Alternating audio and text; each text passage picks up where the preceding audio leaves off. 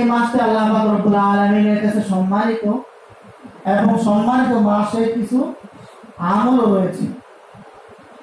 এর মধ্যে আল্লাহ পাক রব্বুল আলামিন যাদেরকে সামর্থ্যবান হিসেবে হজ করার তৌফিক দিয়েছেন তারা হজ করতে পারছে আলহামদুলিল্লাহ,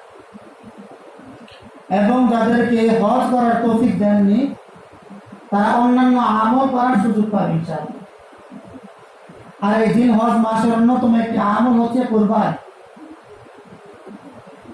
গত জুমার আলোচনা করা হয়েছিল যে মুসলিম জাতির পিতা ইব্রাহিম আলাইহিস সালাতু ওয়াস সালাম তার পুত্রকে আল্লাহ পাক রব্বুল আলামিনের স্বপ্নে প্রদত্ত কোরবানির আদেশ পেয়ে তিনি কোরবানি করার চেষ্টা করেছেন।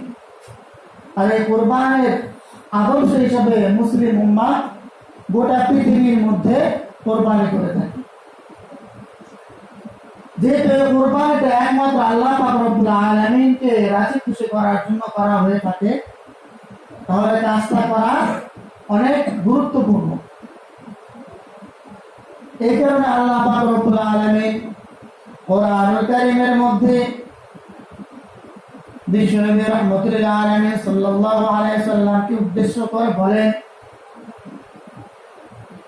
ইন্না আ'তাইনাকাল কাউসার ফাসাল্লি লিরাব্বিকা ওয়ানহার ইন্না শানিআকা হুয়াল আবতার।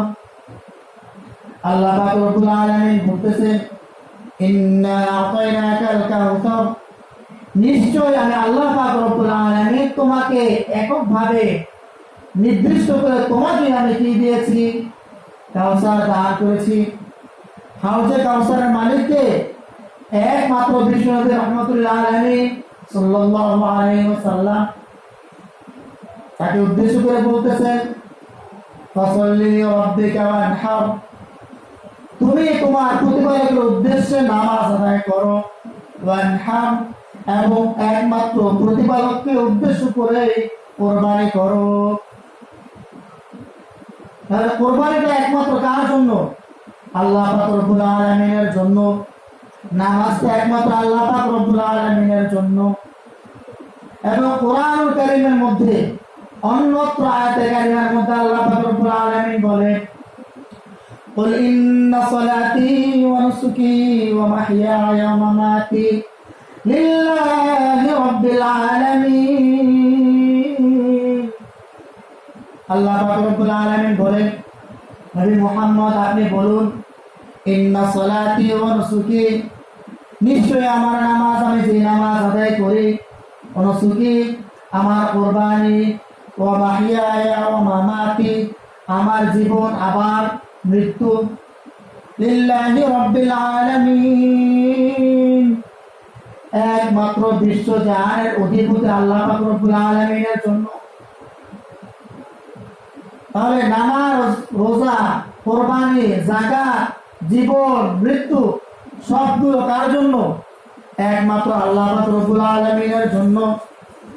তাহলে কোরবানিটা কার জন্য? আল্লাহ পাক রব্বুল আলামিনের জন্য।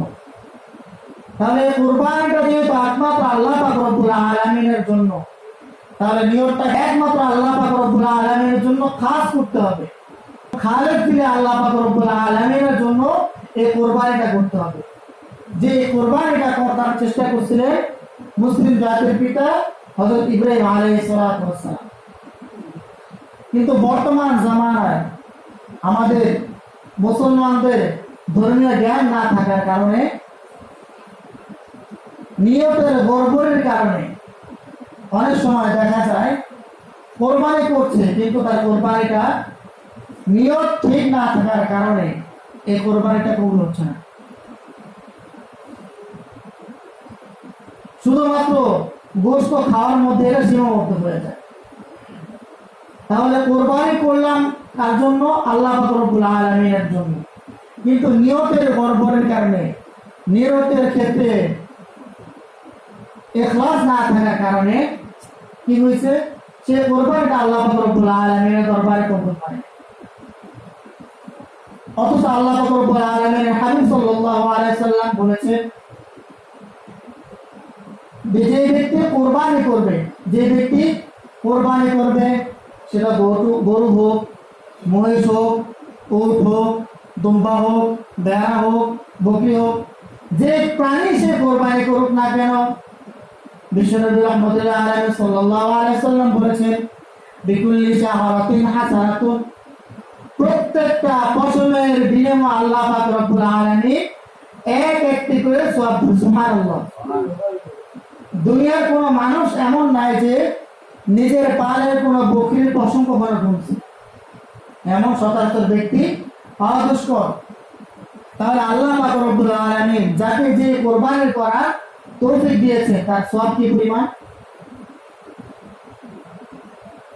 এই কারণে বিশ্বনবী রাহমাতুল্লাহ আলাইহি সাল্লাল্লাহু আলাইহি সাল্লাম যে ব্যক্তি কোরবানি করবেন এর ব্যাপারে কঠোরতার সাথে বলছেন, মান কানা লাহু সাআতুন ফালাম ইউদাহি ফালা ইয়াকরুবান্না মুসাল্লানা, যে ব্যক্তি কোরবানি করার সমর্থ রাখে, খুবই করার কথা, যে ব্যক্তি কোরবানি করার সমর্থ রাখে, ফালাম ইউদাহি, অথচ সেই ব্যক্তি কোরবানি করে নাই, কোরবানির সমর্থ রাখে কিন্তু সে কোরবানি করে নাই, ফালা ইয়াকরুবান্না মুসাল্লানা, সেই ব্যক্তি যেন আমাদের ঈদগাহ না আসে।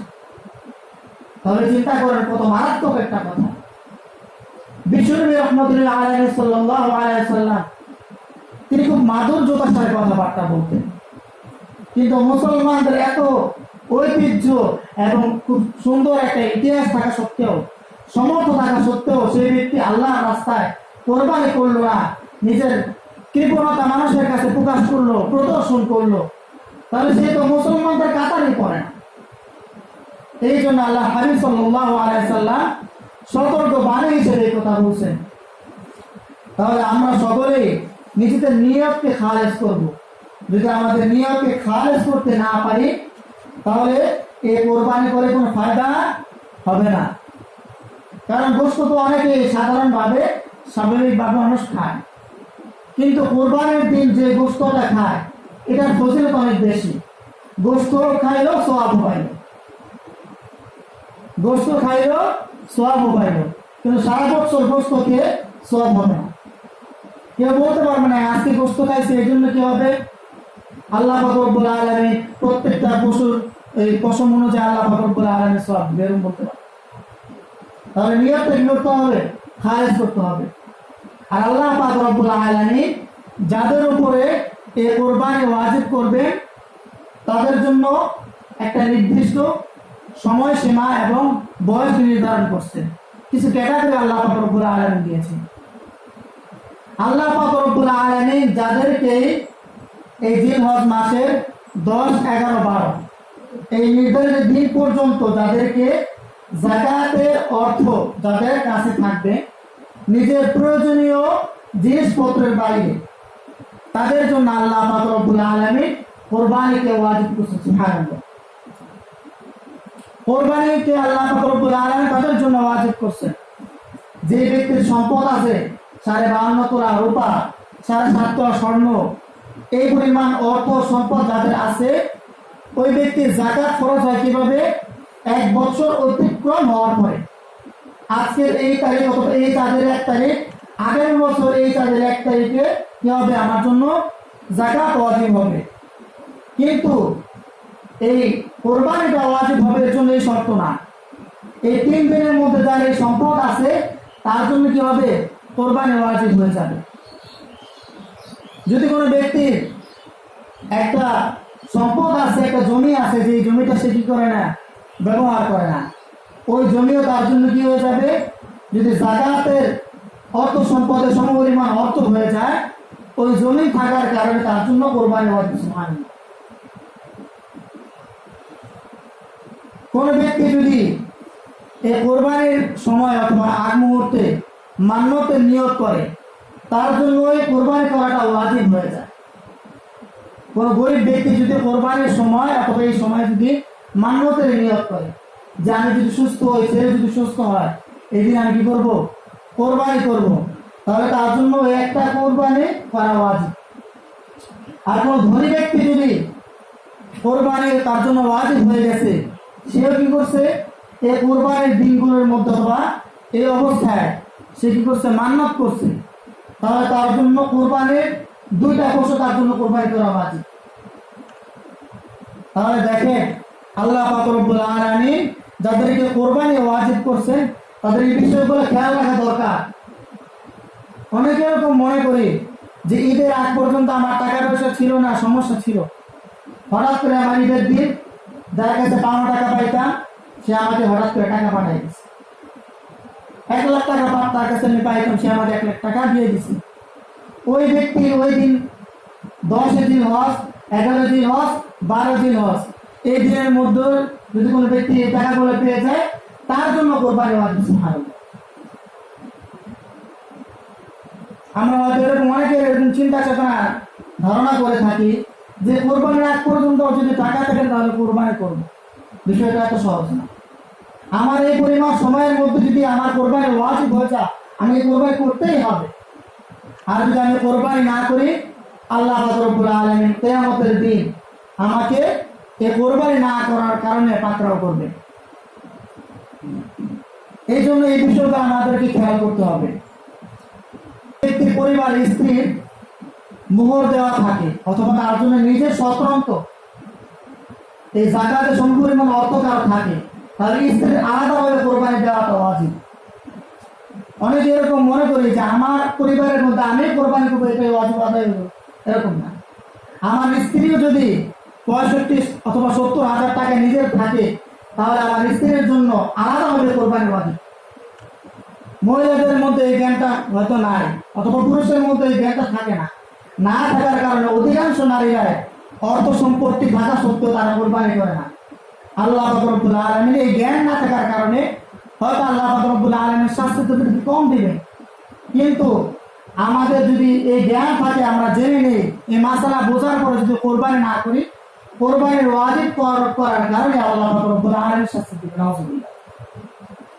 এবং কোরবানি এমন একটা গুরুত্বপূর্ণ ইবাদত, কোন গরিব ব্যক্তি যে ব্যক্তির চাল চলা কিছুই নাই, সব করছে, এই করছে, কি করবে? কোরবানি করবে। কোরবানির পশু কিনে নিয়ে আসছে, হঠাৎ করে এই পশুটা মারা গেছে অথবা চুরি হয়ে গেছে, ওই ব্যক্তি কোরবানি ওয়াজিব না হওয়া সত্ত্বেও নফল কোরবানি, সে যদি কোরবানি করতে নফল হতো, ওয়াজিব হতো না। এই কোরবানি ওয়াজিব না হওয়া সত্ত্বেও যদি সে শখের সাথে কোরবানি করার চেষ্টা করছে আর পশুটা মারা গেছে, এর জন্য জরিমানা হচ্ছে সে ধার দেনা করে হলেও তাকে কি করতে হবে? কোরবানি করতে হবে। তাহলে দেখেন ইসলামের বিধানগুলো কত সুন্দর। যার জন্য ওয়াজিব হয়েছে সেই কোরবানি করবে, যার জন্য ওয়াজিব না সে কোরবানি করবে না। এবং কোরবানি যাদের জন্য ওয়াজিব হবে তাদের কয়েকটা ক্যাটাগরি থাকা দরকার, গুণ থাকা দরকার। সে পরিপূর্ণ সুস্থ সবল থাকতে হবে, প্রাপ্তবয়স্ক করতে হবে। একটা বাচ্চা নাবালক, একটা বাবা মারা গেছে, দাদা মারা গেছে, মানে এই বাচ্চার যদি লাখ কোটি টাকা সম্পদ থাকে ওই ব্যক্তির সম্পদ থেকে কোনো কি আসবে না? কোরবানি করা লাগবে না। কারণ কি? ওই ব্যক্তি তো নাবালক, সে তো নিজের কোরবানি নিজেই বোঝে না, নিজের আমল নিজেই সে করতে পারে না, সম্পদ নিজেই রক্ষণাবেক্ষণ করতে পারেন, তাহলে তার উপরে ইসলাম কেন কোরবানিকে ওয়াজিব করবে? কোরবানির জন্য যে মাসালা প্রথমে বলেছিলাম, প্রয়োজনের অতিরিক্ত জিনিস, যেমন আমাদের ঘরের মধ্যে টিভি আছে, কারো ফ্রিজ আছে, একটা থেকে যদি দুইটা থাকে, এটা ফ্রিজ আমি ব্যবহার করি, এটা আমার জন্য অতিরিক্ত জিনিস না। কিন্তু কারো বাড়িতে 2টা ফ্রিজ আছে, অথবা নামি দামে অনেক জিনিস আছে, হীরা আছে, অথবা কি আছে, অনেক রকমের জিনিস আছে যেগুলো আমি কখনো কি করি না? ব্যবহার করি না। আমার প্রয়োজন অতিরিক্ত কাপড় চোপড় 20 ছিট 25 ছিট কি আছে কাপড় আছে, ওগুলোর মধ্যে কি আসবে? কোরবানি ওয়াজিব হয়ে যাবে, যাকাত আসবে না। এবং আমাদের অনেকের পিতা মাতা মারা গেছে, মারা যাওয়ার কারণে যদি পিতা মাতা বলে যায় যে বাবা আমি মারা যাওয়ার পর প্রত্যেকটা বছর আমার জন্য একটা কি করবা?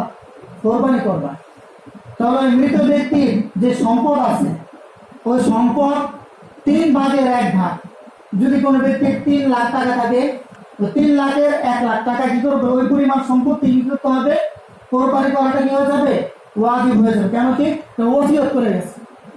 আর যদি ওসিয়ত না করে যায় তাহলে ওই পিতা মাতার জন্য কোনো ব্যক্তি যদি কোরবানি করে এই কোরবানিটা হয়ে যাবে কি? নফল কোরবানি।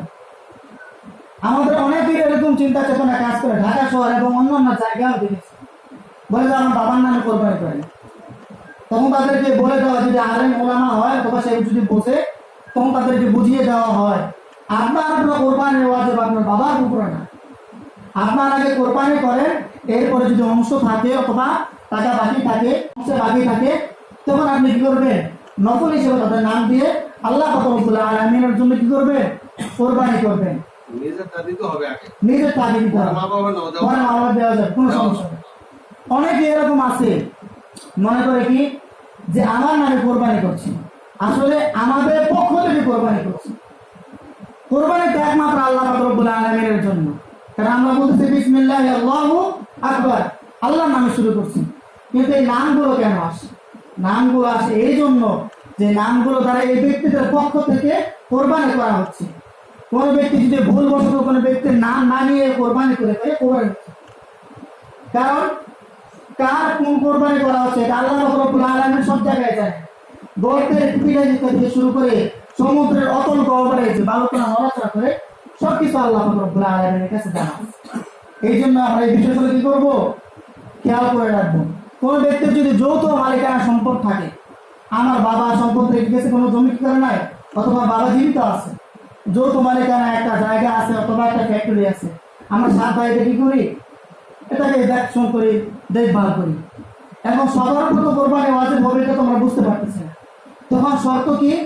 এই 7 ভাই এই সম্পদটাকে হিসাব করবে। সম্পদটাকে হিসাব করে যদি দেখা যায় আমার আন্ডারে যে সম্পদটা আছে, যে জায়গাটা আছে, এর উপর যদি আমার কোরবানি ওয়াজিব হয়ে যায়, তাহলে আমার কি করতে হবে? আলাদাভাবে কোরবানি ওয়াজিব। সুবহানাল্লাহ। যৌথ মালিকানা হিসাব এটা। যে ব্যক্তির কোরবানি ওয়াজিব হয়েছে, আমার আপনার তাদের কোরবানি ওয়াজিব হয়েছে, তার জন্য একটা পশু কোরবানি করা ওয়াজিব। কয়টা পশু? একটা পশু কোরবানি করা ওয়াজিব। সেটা গরু হোক, উট হোক, ভেড়া হোক, যেটা হোক, যে প্রাণী হোক, একটা পশু কোরবানি করা ওয়াজিব। ঢাকা শহরে অনেক সময় আপনারা দেখবেন সম্পদশালী ব্যক্তিরা একটা পশুর সাথে আরেকটা পশু কোরবানি করে, অনেক মানুষ এটা বোঝে না। কিন্তু মৌলিক মাসালা হচ্ছে একটা পশু কোরবানি করা ওয়াজিব হয়েছে, আরেকটা যে কোরবানি করছে এটা মূলত কোরবানি করার উদ্দেশ্য নয়। এটার উদ্দেশ্য ছিল এটা যে আমার যারা অধীনস্থ আছে, আমার ফ্যাক্টরি যারা কর্মচারী আছে, তাদের জন্য কোরবানি করেছি। বুঝে আসছে? এই জন্য কোরবানি আপনি যেটাই করেন না কেন, একটা আপনার জন্য ওয়াজিব, অতিরিক্ত যা করবেন সেটা কি? এটা নফল হিসাবে হয়ে যাবে।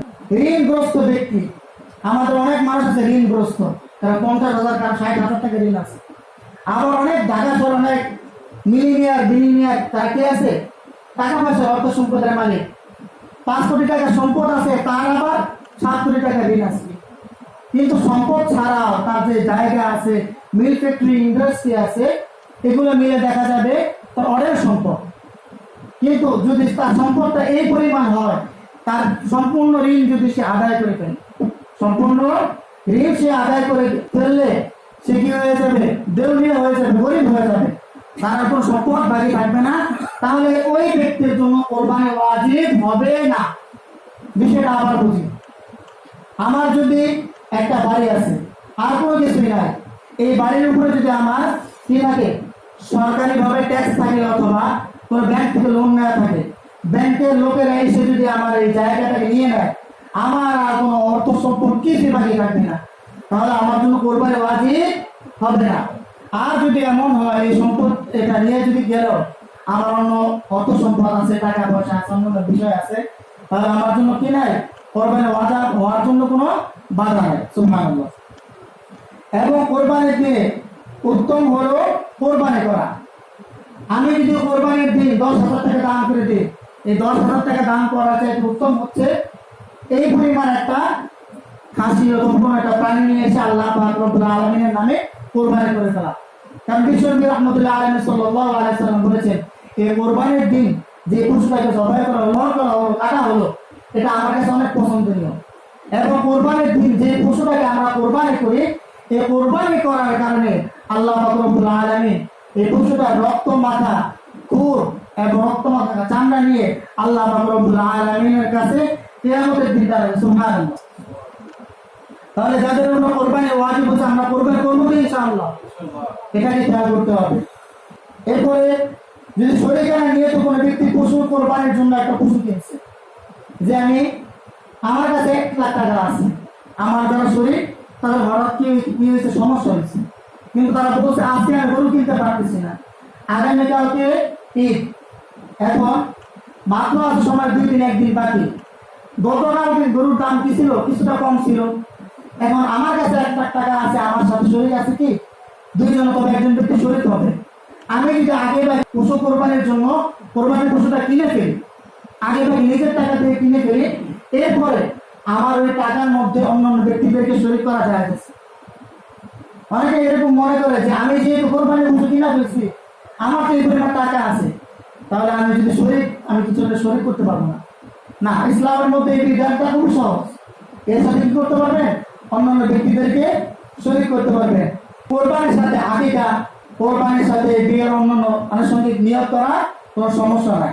এবং যারা কোরবানি করবো, আমরা কোরবানির গোশতটাকে সুন্দর করে মেপে করতে হবে। অনেকে এরকম কি অনুমানের সাথে কোরবানি করে।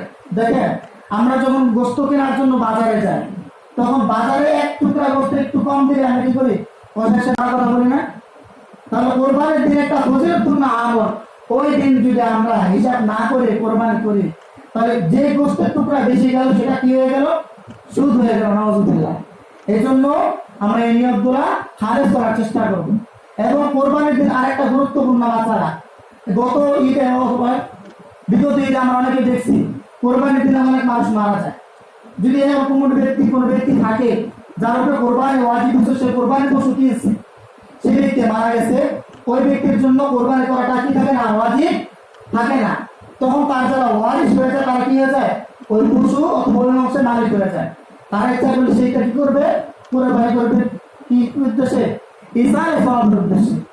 এবং যারা আমাদের প্রবাসী আছে, প্রবাসী ব্যক্তিরা যদি বলে আমার পক্ষ থেকে কোরবানি করো, তাহলে কোরবানি করার ক্ষেত্রে কোনো কি নাই, সমস্যা নাই। কিন্তু মুসাফির, আমি এক এলাকা থেকে অনেক দূরে চলে গেছি, 48, 50, 60 মাইল দূরে চলে গেছি, ওই জায়গার পরে যাওয়ার পরে আমার কাছে টাকা থাকা সত্ত্বেও কি করবে না, কোরবানি আমি করতে পারবো না। আমার জন্য উচিত হচ্ছে আমি যেখানে মুকিম, আমার অধীনস্থ অথবা কোনো ব্যক্তির মাধ্যমে আমার কি করে নেওয়া, কোরবানিটা করে নেওয়া।